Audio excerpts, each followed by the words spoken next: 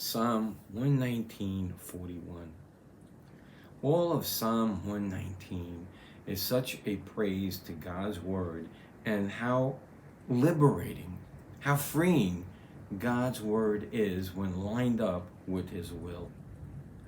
Today again we continue in this psalm.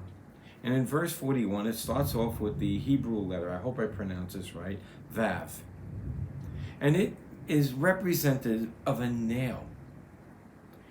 And it means to be in liberty in God's word. Isn't that something? The actual alphabet of the Hebrew looks like a nail that was nailed into Jesus' hand. The letter, this Vav, is most often used as a conjunction, like and or something along that line. In fact, I'll give you an example. In the beginning, God created the heavens and Vav, the earth, connecting two things.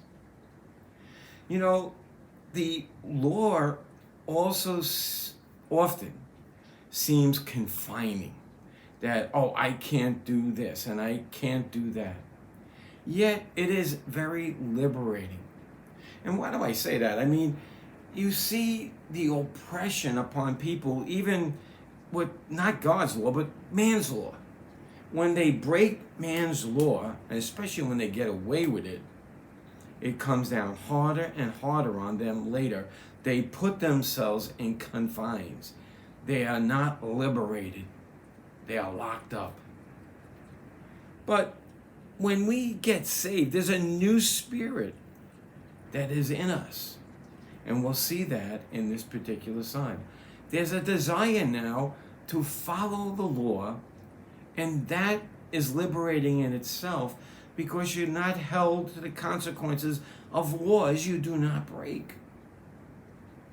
But it's even more than that. In verse 41, it says this in Psalm 119. Let your mercies come also unto me, even thy salvation, according to thy word. You're going to receive mercy because you are following God's word.